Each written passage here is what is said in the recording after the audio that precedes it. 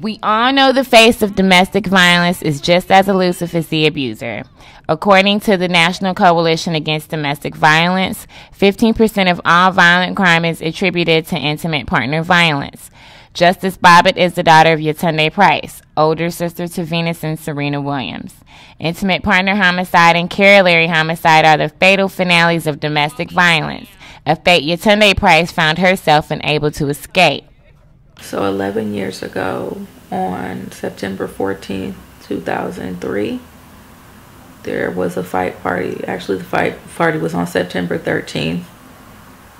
And the fight was against Sugar Shane Mosley and Oscar De La Hoya. After the fight, my mom was just like, I'll be back, you know.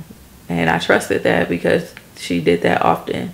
So that part was just like, whatever. So per the usual, I went home, went to bed. And I had a really bad dream, like lucid dream that night. And I woke up and it was raining really hard. I kind of shook it off and went back to bed. I got up the next morning and she wasn't in her room. So I started calling her back to back. She wasn't answering. Eventually, my brother's grandmother and his aunt came to get us. And they were like, oh, we're just going to LA. Still, by this time, didn't know where my mom was. And they dropped us off at my aunt's apartment, and my whole family was there. And that's when they told me that my mom had been shot. And I know now that she was shot with her boyfriend. According to the National Institute of Health, corollary homicide accounts for 20% of all intimate partner homicides. Corollary victims include family, friends, neighbors, and others who intervene in domestic violence situations.